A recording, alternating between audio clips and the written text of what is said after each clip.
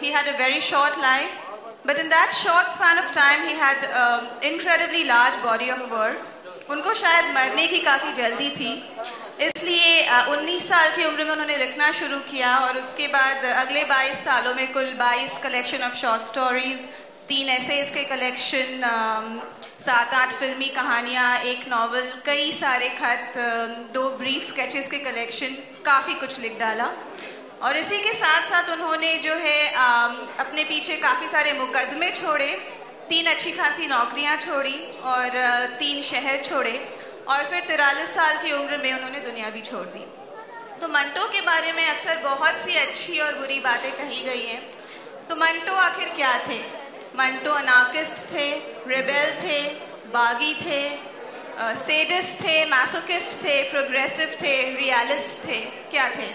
तो इस तरह का एक सवाल जो है पाकिस्तान के एक क्रिटिक मोहम्मद अली सिद्दीकी से जब किया गया, तो उन्होंने कहा था कि मंटो जो है वो उर्दू की दुनिया की एक ऐसी दुनिया है जो उसी के साथ पैदा हुई और वो उर्दू फिक्शन में एक ब्रेकिंग न्यूज़ की तरह आया।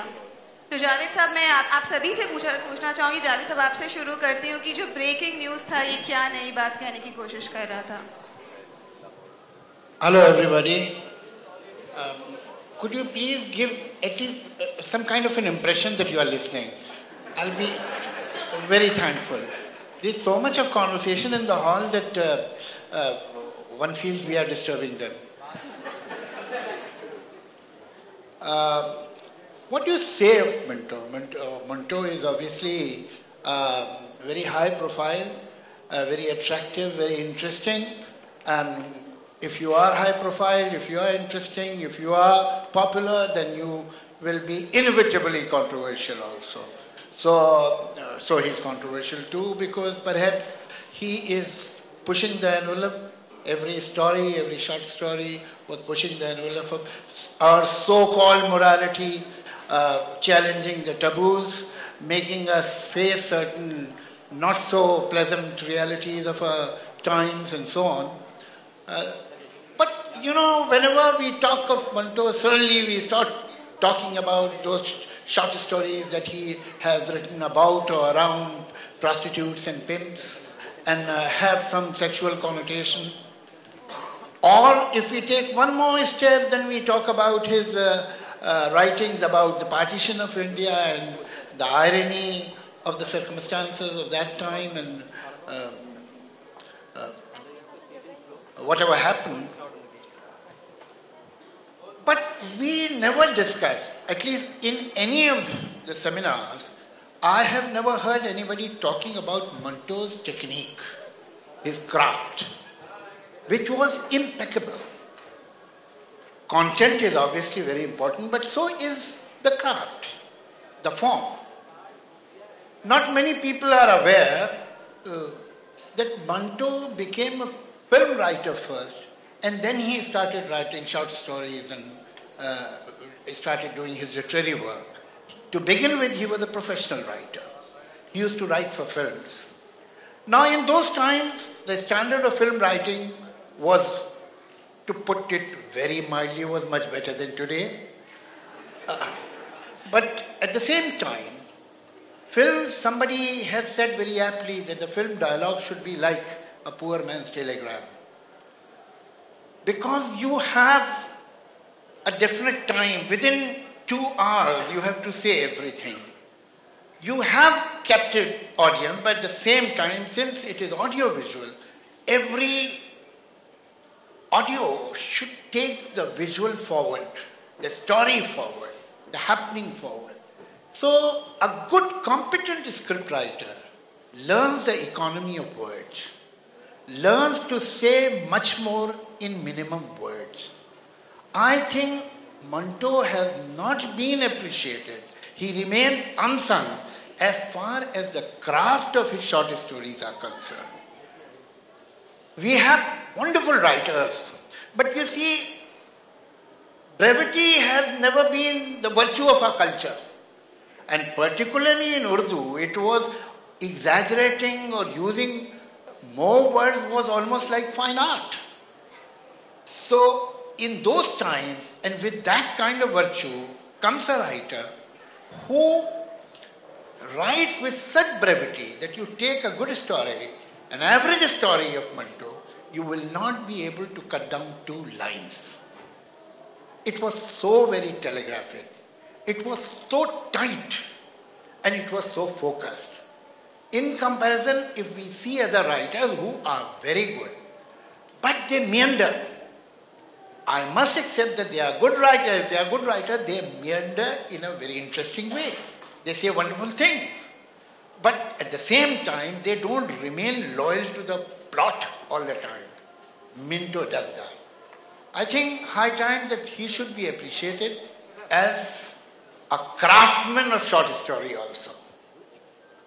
मुशर्रफ, आपने जो है कहा कि मंटो काफ़ी overrated है. If you could speak about what's his legacy according to you? मैं ये कहना चाहूँगा कि मंटो साहब को हम यहाँ पे हीरो वर्शिप करते हैं, पाकिस्तान में भी करते हैं, और he has a place in Urdu literature. But I'd like all of us to ask ourselves, what exactly do we worship when we talk about Manto's craft or Manto's fiction? Manto has some very unique strengths. For example, he can bring you into the action or the story itself in very few words, in just 3-4 lines, and you are right into the action. And you don't even realize that you are now involved in the story. So that's one strength. Another thing which Manto did, which nobody in his generation did, was he created a gallery of characters of a certain class with which Manto had dealings. And that, because he wrote so much, there is a long gallery of these very interesting characters who he has captured in his fiction. Having said that, if we are just talking about Manto as a craftsman and Manto as a writer, I'd like to say that Ghulam Abbas, who was one of Manto's contemporaries, Ismat Chughtai, who was writing around the same time, Muhammad Khalid Akhtar, who came much later, they were all finer craftsmen than Manto. And Javed Chaudhry Sahab has just discussed, the brevity as one of Manto's strong points. Brevity is fine, and when you're telling a short story, brevity is a virtue of a kind. But brevity itself cannot be a virtue. It's the ultimate. What's the end product? And I have come to this conclusion that most of the time, and even modern writers, many of our contemporaries also do that.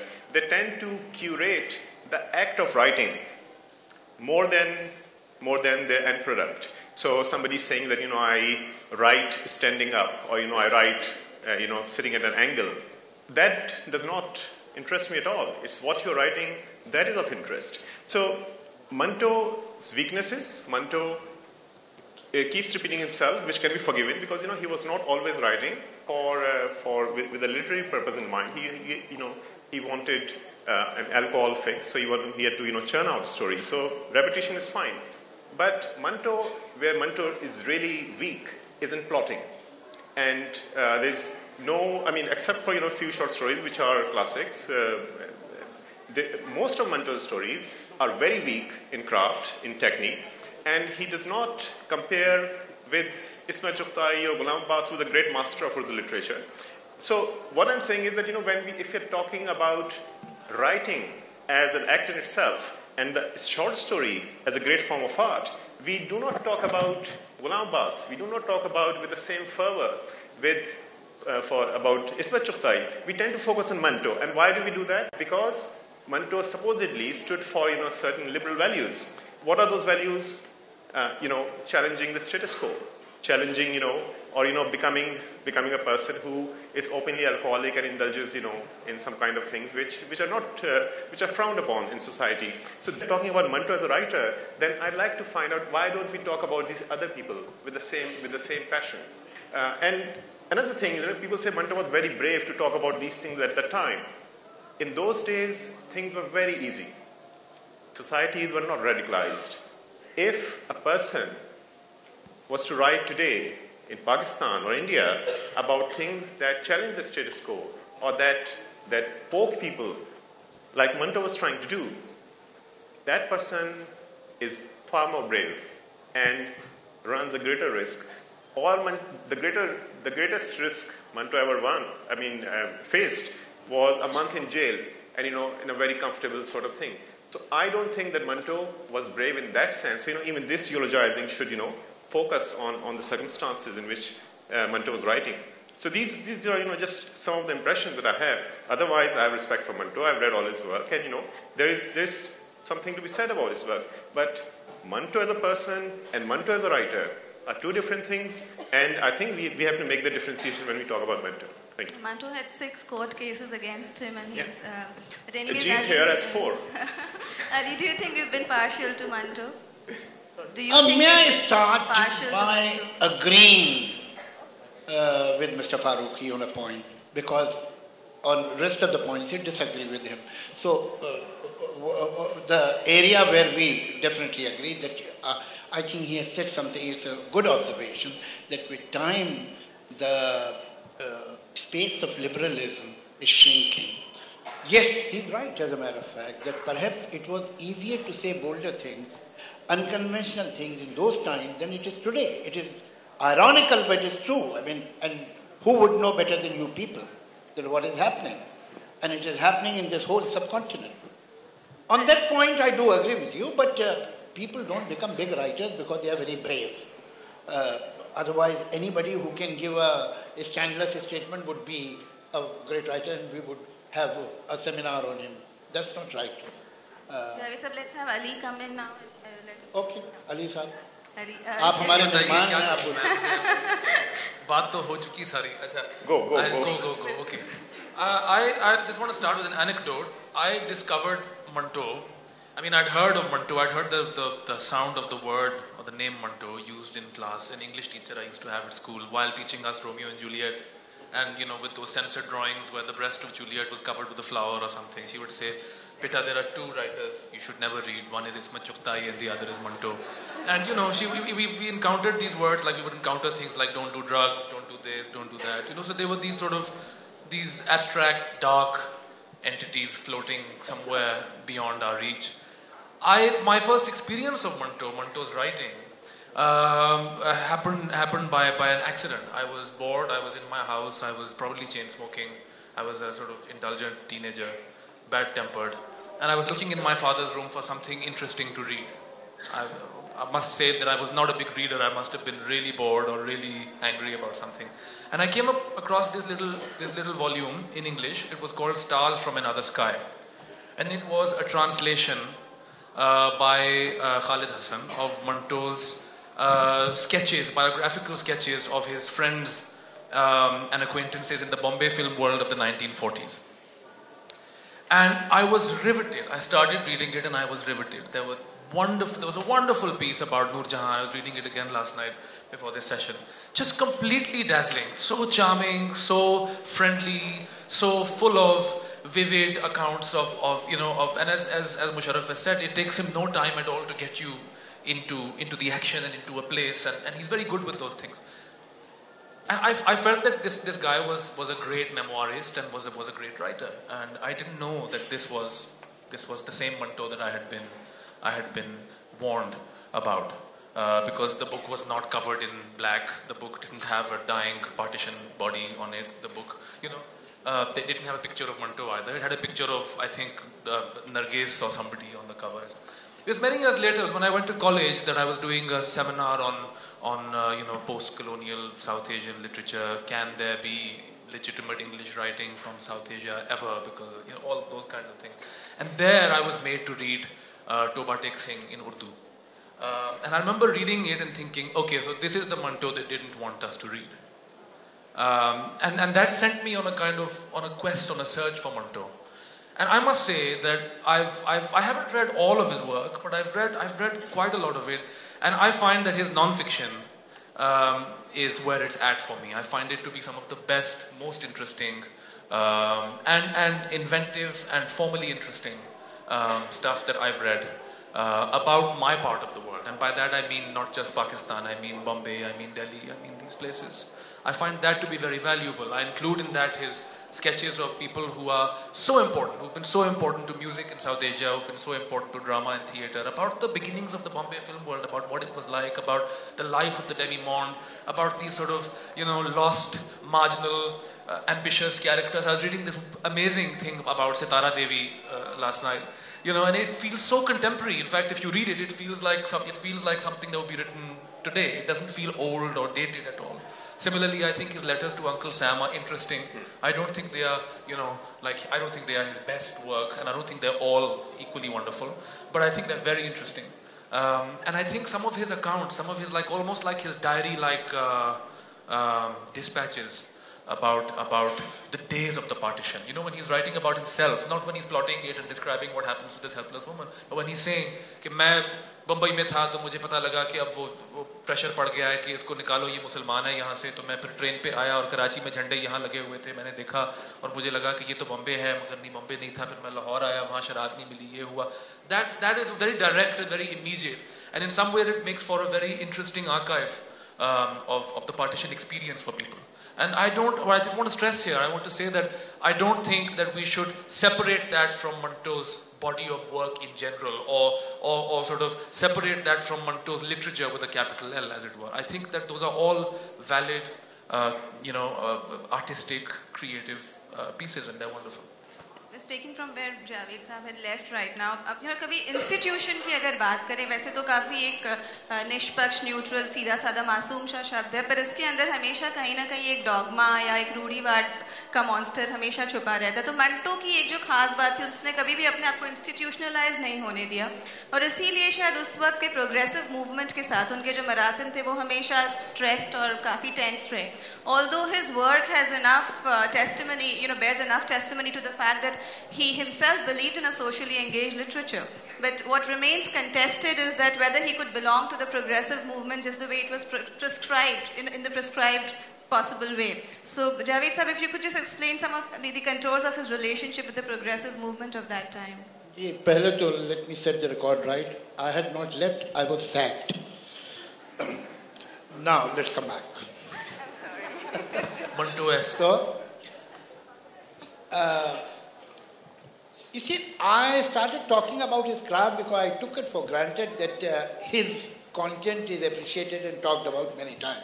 As a matter of fact, I'm happy that Farooqi Sahab has not disagreed that he had brevity, but at the same time, he did say that here is a writer who has given us many interesting characters. I mean, not many writers in our language can boast of so many immortal characters. He died in 52, 53.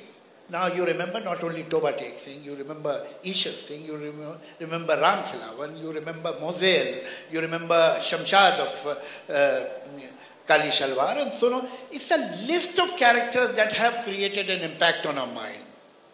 And you cannot remember characters if you don't like the story or don't like the writing. It's not possible, because the character is within that writing. He was an exceptional writer, there is no doubt about it. And the very fact that he has a higher profile, Ismat Chughtai is becoming bigger and bigger by the day. She is being translated in other languages. She is a very, very fine writer, as a matter of fact. I mean, one cannot say that she is inferior to any writer in her language. Then, beside Manto, she is a challenge to anybody. And why challenge? This is not some kind of a heavyweight wrestling. There are writers, and all of them are, some of them are very good writers, and Manto is also one of the exceptionally good writers. Now, as far as the content is concerned, I mean, what he trying to say, why should he try to say anything? He is giving you a picture, a slice of life. What Mona Lisa is trying to say, what any good painting is trying to say, what a good scenery says. This is for you to understand, draw conclusions. When you see what is happening in life, 20 people draw perhaps 20 different conclusions. He every time shows you something which is true. Maybe quite often, I'll say that the truth is not convenient, because there is a great similarity between Ismat and Manto. They are able, they have such empathy and compassion that they are able, without being overwhelmingly sympathetic because they have too much of respect for human beings to sympathize with them or to pity them. So they somewhere keep a distance. There is a certain objectivity, but they report what is happening.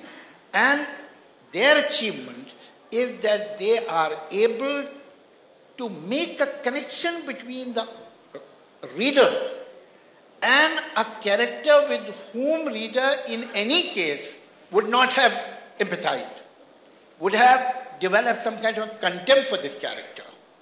But they take that एक टूटा फूटा इंसान जिसकी morality perfect नहीं है, जो गलत काम भी करता है, जो झूठ भी बोल देता है, बेईमानी भी कर सकता है, लेकिन उसके पीछे आपको वो जो एक इंसान छुपा है, जिसमें दुख है, जिसमें दर्द है, जिसमें तन्हाई है, वो मंटो आपको दिखा लेता है।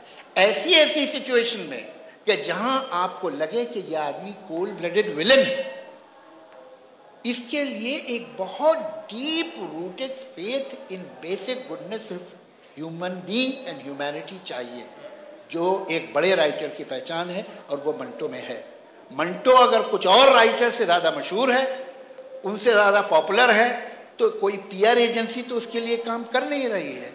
60 साल बाद अगर आज आप उसका सेमिनार कर रहे हैं और गुलाम अब्बास का नहीं कर रहे हैं और नहीं करते हैं, तो ये आपको सोचना पड़ेगा, मेरी जिम्मेदारी नहीं है कि ऐसा क्यों होता है।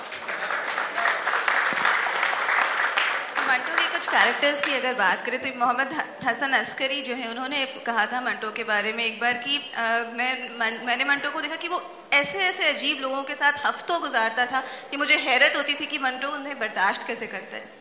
और पर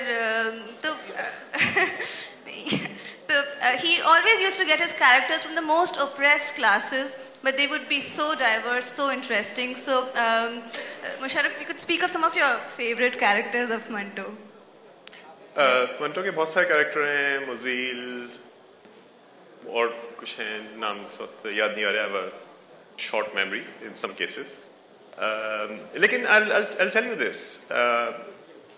The general impression that I got from reading Manto was that he was slightly misogynistic, and I could be wrong, but you know, it's something that I was recently discussing this with Urvashi Butalia, and she also agrees that you know there is this slightly misogynistic trend in Manto's writing, which is you know I mean, it's all right for a writer, you know, if it's creating something with that point of view, but it does exist, and you know, it's an undercurrent, and sometimes we think of it as something which is unexplored, and you know, here is somebody talking about a certain aspect of sexuality or you know human relationships, but what is sometimes happening in that is that a latent current of misogyny is also flowing with that. So this is you know something that I'd like to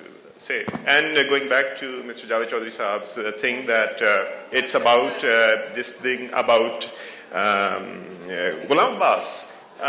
I don't differentiate between writers, and I don't differentiate between generations of writers, and I don't, you know, I translate contemporary Urdu writers from India because I don't believe in this, you know, a writer belonging to a nation state. So this is, you know, something that I feel that if we are not discussing Ghulam Abbas, it's a collective failure. It's not, you know, my failure as, you know, somebody from a particular generation, or, you know, your virtue as somebody from a particular generation. It's you know, Urdu literature is you know, a collective body of work, and I feel that we are jointly responsible for, you know, not focusing on literature for the right reasons. Wanted to come in at some point. So I think that I don't know actually. Shall I introduce a new dimension? Shall we say into the Manto story? Okay. So I think that one way of looking at Manto is to ask what kind of writer he was. What were his impulses as a writer? And I found that Manto was the mode that came most naturally to him was irony. I think this is one way of looking at Manto, looking at both his strengths and his weaknesses, and also it's one way of looking at his longevity of why he continues to be talked about today. Look, I think that we talk about Manto because we find that there are 2 or 3 lines in his letters to Uncle Sam that seem to anticipate what is going on today in Pakistan vis-a-vis America, right? When he says that you should, oh Uncle Sam, you should really, क्या है कि वो आप हमारे मुल्ला को जो है आप ज़रूर पैसा दीजिए और हथियार भी इनके हाथ में पकड़ा दीजिए. अब वो शायद नहीं एंटिसिपेट कर रहे कि एक अफगान जिहाद होगा 80s में, उसमें जो है वो जनरल ज़िया आएंगे, फिर वो अमेरिकनों को चाहिए होगा रशिया को कंटेन करने के लिए, इस तरह से होगा. शायद वो इस डिटेल में नहीं देख रहे हैं, मगर अगर आप वो सारे चचा साम के नाम जो खतूत हैं उनको पढ़ें तो उसमें वो शुरू से लेके एंड तक आयरनी ही चल रही है. आयरनी है, सैटायर है. इसी तरह मंटो ने जो पार्टीशन के बारे में स्टोरीज लिखी हैं, it's more than sort of earnestness, more even than a kind of direct pathos. You will find irony is what comes most naturally to him as a way of undermining conventional narratives. He uses irony again and again. Sometimes it works and sometimes it doesn't work. And I think this is important. Sometimes his helpless irony makes him a sensationalist, for example. Like his famous story, Thanda Gosht, which continues to be famous, I think, for all the wrong reasons. It's a famous story because teenagers in Pakistan, certainly when I was at school, wanted to read it because, उसमें कुछ ऐसी चीजें हैं जो कि तो पढ़ के बस पागल हो जाए. छोटी सी भी थी इसलिए शायद आसानी होती है नालायक लोगों के लिए को पढ़ने में, मगर वो ये है कि आप उसको पढ़ते हैं और वो एक बड़ी, it's a high pitched, high intensity, it's like somebody's telling you a scandalous joke, and you're hooked because part of you feels disgusted and revolted, and also it's implausible. A lot of it is implausible. It's not very believable. The characters are not relatable. It's a quick, hot, racy little thing, but you want to read it because there's blood and death and gore and sex and somebody's member is going to become, you like that kind of thing in it. And by the end of it, when you finished reading it and that shock, that final shock in the story, which is what makes it so amazing or so shocking, you feel exploited afterwards. After you finished reading it, you feel कि अच्छा ये चलो हो गई, उस तरह देख ली जैसे कि हम एक बहुत sensationalist किस्म की horror movie देखते हैं, तो ऐसे moments भी हैं मंटो में. मैं कह रहा हूँ कि वो मंटो की highs and lows भी जो है ना, वो मंटो की जो एक आयरनी की जो एक को की आदत थी मंटो को एक आयरनी की, उस आदत ने मंटो को बहुत सी जो है वो फतेह भी हासिल हुई उस आयरनी से, और उसी आयरनी जो है उसने मंटो साहब को खराब भी काफी किया. मंटो की औरतों की अगर बात करें, इन्होंने कहा कि उर्वशी बुटालिया, या यहाँ पे भी 2 राय है कि एक फेमिनिस्ट डिस्कोर्स जो एक फेमिनिस्ट रीडिंग उसको मिसोजिनी का इल्ज़ाम लगाता है उन पे, जबकि यही पाकिस्तान की जो एक और फहमीदा रियाज जो पोएट है उनका कहना था, उन्होंने लिखा था कि it is strange that other writers specially in Urdu are so blind to the reality of women, they would not even notice bravery or intelligence in their female subjects. Even today, Manto stands more or less alone in the position that he takes on women. After Manto, there is no one like Manto. तो जावेद साहब, आप कुछ मंटो की औरतों के बारे में बताइए, उनकी फीमेल कैरेक्टर्स. देखिए, दूसरों की औरतों के बारे में बात करना अच्छी बात है, ठीक नहीं. नहीं, I'll come back to the point that again, maybe at the cost of repeating myself, I'll say that what you appreciate, that he is not trying to emotionalize things. He is not putting sentiments. He is not asking you to sympathize with this character or pity that character even worse. Never. He is reporting almost cold-bloodedly. And like the story you were talking about, Thanda Gosht, he was taken to the court for that short story because they thought it is obscene. It's a description of a rape, and then at what stage, what is the twist of the story, I don't want to talk about it. You must read it. It's a very good story. So many people say that Manto wrote about sex and he was vulgar because he was writing about sex. The fact is that one accusation that cannot be by at least an insane person can be put on Manto is titillation. You can perhaps accuse him that he is trying to put off people from sex, but not exciting them, because he is so very ruthless, so clinical about it. And when he talks about it, when he was taken to the court once, he was asked, why do you write? Somebody asked him in the court, why do you write about prostitutes? He said, why do you have prostitutes in the society? As long as you have prostitutes, I will write about them. If you think it is vulgar, it is wrong, it is bad, eradicate prostitution in the society, I won't be able to write about them. Again, a question which remained unanswered. His relationship with progressive movement. That is also a strange relationship. It reminds me of a शेर, जो दूर जाए तो गम है, जो पास आए तो दर्द, न जाने क्या है वो कमबख्त आदमी देखो. So I think progressive writers and progressive writers movement had a very interesting relationship with Manto. If you are committed to any socio-political ideology, if there is any God, God may help you. Because there is a tendency of becoming Puritan. And I think as far as this three-letter word is concerned, sex, right, progressive writers movement also a bit conservative and Puritan about it. They were shocked by Ismat and they were shocked by Manto. But Ismat was perhaps by the virtue of the fact that she was a woman writer and she was writing about so very boldly about women's problem, it was not right to reject her. They had to accept her. But with Manto, they didn't want to take this responsibility because they were somewhere wary and scared of his boldness, that he may write anything. And we will have, as a movement, we'll have to take the responsibility because their priorities and their goals were different. So he was always kept on the margin, on the fringe. Sometimes they owned him, sometimes they disowned him. There were conferences where it was said in as many words that such topics are not to be appreciated. Art should only talk of, literature should talk of class struggle and class differences and social injustice.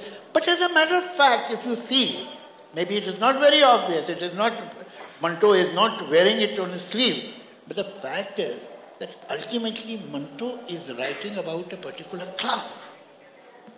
And their agony, maybe he is not beating the pulpit.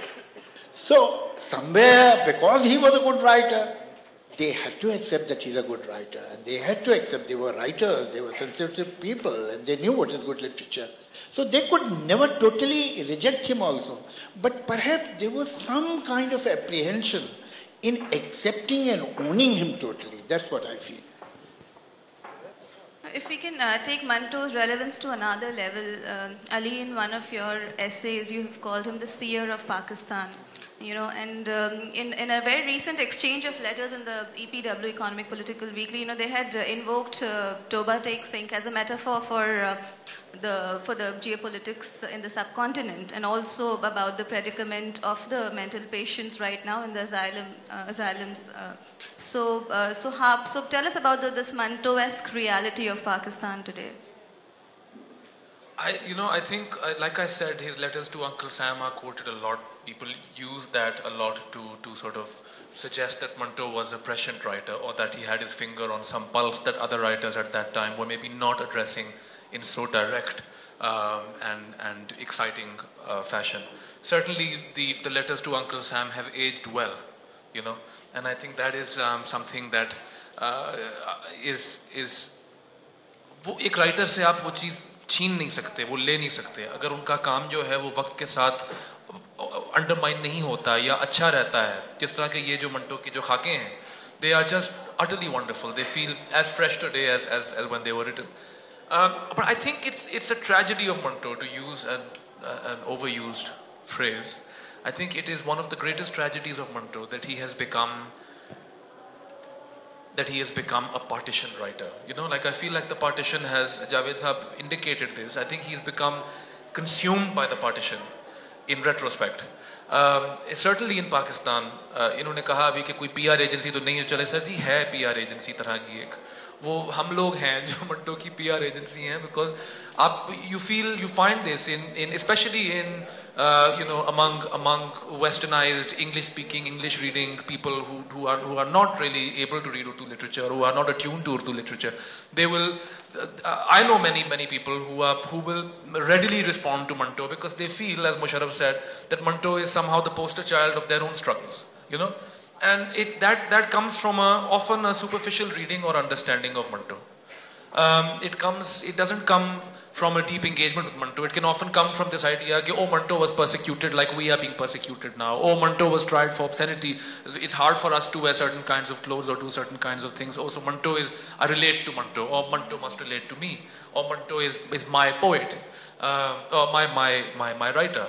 There is a superficial, I feel, tagging of Manto. Like you tag people on Facebook, there's this tagging of Manto that's going on a lot these days in Pakistan. Not entirely superficial, but partly superficial. But the idea of partition could also, it's just not about that particular event. Jaise Takseem jo kahani thi, Siyah Haashiye mein, it's about the symbolic repetition. I mean, this repetition of a fission of self, which could be totally, I agree with you, and actually that is what I'm saying. Yeah. I'm not saying that the work is bad. I'm saying that the tragedy of Manto is that the event of the partition has overtaken the work about the partition.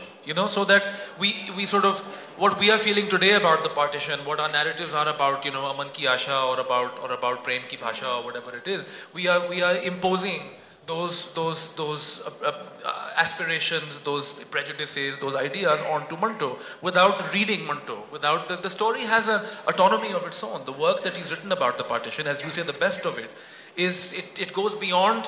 It takes on the event of the partition, but like all great literature, it ultimately transcends that particular historical happening. It could be about any kind of Takseem, the Takseem of the self, etc. I agree. I would like to ask something. I think my friends from Pakistan would be able to answer it. The best of his work, if we see, can be divided between Bombay and the partition. He was in Pakistan after the partition for almost 6-7 years. What did he do in that period of time? I have, I'm open for correction, but I am not aware of any good literature or important story written by him in that period. What happened to Manto in Pakistani society? I completely disagree with that. Toba Tek Singh is, of course, written after the partition, and I think it is really one of his best pieces. I think it's extraordinary. But like I said at the beginning, I think that this obsession with the fiction of any writer, especially prose writers, is a recent development. I don't think that we should be hunting for his great short stories after the partition. Why not his diaries after the partition? Why not his letters after the partition? Why not his memoirs after the partition? Why not Siyah Haashiye, which really don't even count as, I don't know if you could call them short stories. They are not conventional short stories by any means. They are what he would describe as sketches. But they are most of them are about partition, around partition. Yes. So that is what I'm saying, that these are two, you can say, periods. Bombay, where he has written about character from the underbelly of Bombay society, and then the partition shook him very badly, and he has written a lot about partition. But then he died in 1955, so that gives him clear 6-7 years after that, after Siyah Haashiye. But there is a kind of a silence there. I have not seen any important work of Manto that has come from that period. But the letters to Uncle Sam are from that period. Okay. They are a completely direct commentary on what is happening at that time. Why don't we look at them? Why can't we give them the same weight that we give, say, to his short stories? Did he write? Why must it did be a he short write story? those letters to be published? Yes, no, they were. It's just a matter of incident. He did not plan. They were not for public domain. What did he give to public domain? They were published. They made public. They were made public. That is different. My own mother's letters have been published as a book, but she had not written those letters to be published. Ghalib had not written letters to be published. There are many things he's written. I just want to say there are many things. He's written, for example, about the I'm evacuation. talking of his literary endeavor. But this is This is- literary. no, This is I what I'm totally- saying. This is I my don't point of disagree, my disagreement. friend. Why must it be a short story? Why must only fiction count? This is what I want to ask. He has written excellent things after the partition about, for example, the evacuee property heist. You know, the properties that were left behind by Hindus and Sikhs and other people who got up and went away. And about the ways in which those properties were up for grabs, and about how actually he indicated, and no writer has really done any considerable Are you work on suggesting this. that he was writing about partition for the next 5, 7, 8 years? No. But it's not about the partition. It is about, he's writing about his present circumstances, about how a group of people invites him and says, here's a factory, a nice factory that some Hindu has left behind, why don't you take it? And then they say, oh, but this man is a progressive, we will not give it to him. That's not about the partition in particular. Let's also talk a bit set- about the context of Manto's own life, personal life at that point in time, which was very, very difficult. And he did. Yeah, That's because what I'm saying. He wrote about that. I think that work, that's what I said in the beginning, is that for me, that part of his work is sometimes better, it reads better than his, sort of typically celebrated short stories. Musharraf Javed Saab's question was also directed to you, so... Yes, yeah. I can tell you 2 anecdotes about Manto Saab. One told to me by, a writer who I think is one of those great writers, Mohammad Khalid Akhtar Saab. And he had written his first novel, 2011, around the time that, another one of his major works which was later published.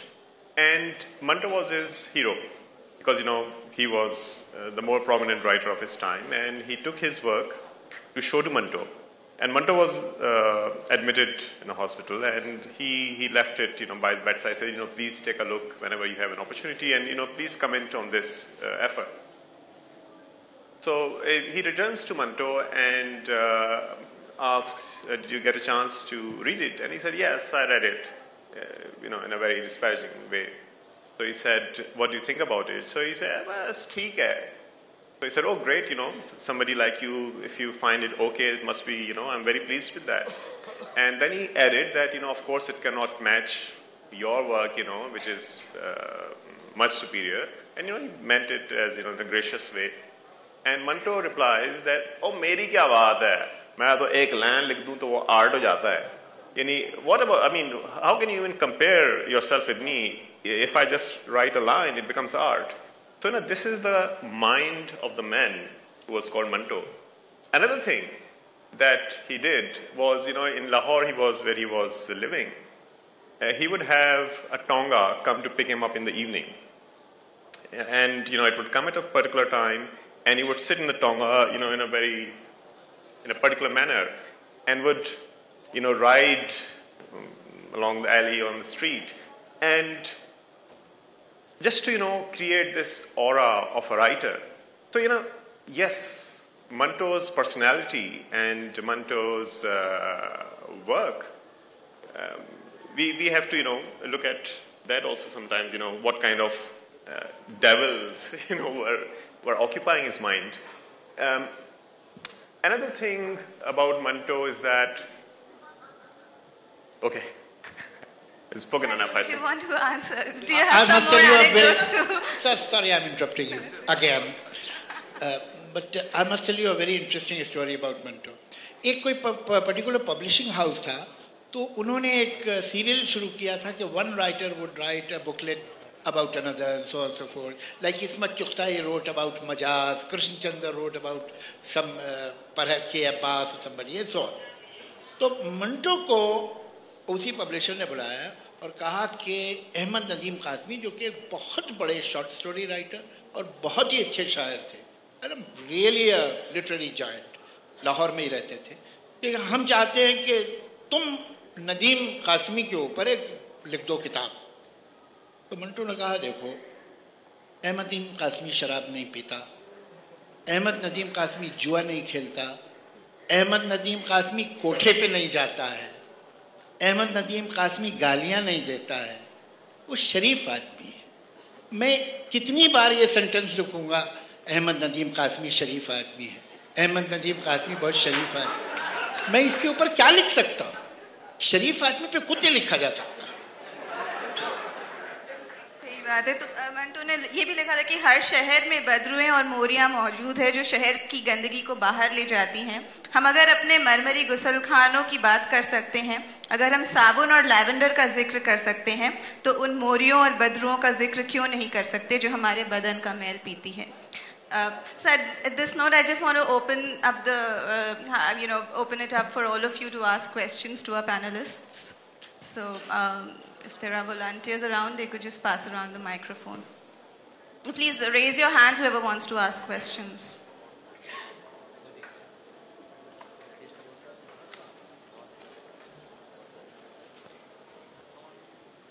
Q&A में मेरा experience हमेशा ये रहा है कि पहले 2 सवाल बहुत मुश्किल से आते हैं, उसके बाद हर एक के पास 2 सवाल होते हैं। तो somebody should bell the cat.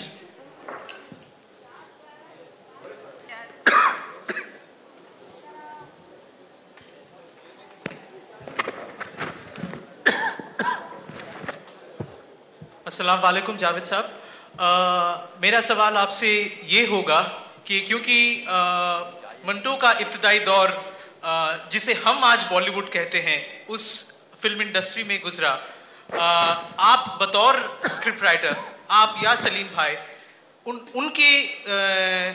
उनकी अदीबी जो महारत है उससे कितने मुतासिर हुए? उससे कितने मुतासिर हुए? देखिए, उनकी जो फिल्म जो शायद आपने भी देखी हो, एक तो मिर्ज़ा गालिब जो कि सोहराब मोदी ने प्रोड्यूस डायरेक्ट की थी, उसकी स्क्रिप्ट मंटो की थी। अनारकली जो फिल्मिस्तान ने बनाई थी, उसमें मंटो ने लिखा था। मंटो ने फिल्मिस्तान के लिए बहुत पिक्चरें की हैं, लेकिन ज़्यादातर तो वो फिल्में हैं जो मेरे होश से पहले की है, तो मैंने ये 2 पिक्चरें ज़रूर मैंने उनकी देखी हैं। लेकिन उनके जब आप ये गंजे फरिश्ते जो है, जिसमें उन्होंने कुछ स्केचेस लोगों के फिल्म इंडस्ट्री के लोगों के लिखे हैं, तो उससे आपको ये मालूम होता है कि अशोक कुमार जो उस ज़माने के बहुत बड़े एक्टर थे, एस मुखर्जी बहुत बड़े प्रोड्यूसर डायरेक्टर थे, Sitara was a big star, there were many people जिनसे मंटो के बड़े 1-to-1 रिलेशनशिप है और बेतकल्लुफ़ी है, दोस्ती है। तो उससे ये मालूम होता है कि एज अ राइटर उनका स्टेटस, ये फिल्म इंडस्ट्री जो है वो बड़ी हायरार्की की जगह होती है। यहाँ ज़ात पात बिल्कुल है, कौन बड़ा है कौन छोटा है, किसकी क्या औकात है, ऊपर से सब ऐसे बोलते हैं हम एक हैं। तो वो ये आदमी का एक certain status, certain weightage, certain position थी, ये बात बगैर उसके कहे मालूम होती है कि अगर वो इतने बड़े प्रोड्यूसर्स, बड़े स्टार्स, हीरोइन, इनसे उसका इतना पर्सनल बेतकल्लुफ़ रिलेशनशिप है, तो it means he carried some weightage as a professional writer. There was someone in the front who wanted to ask something.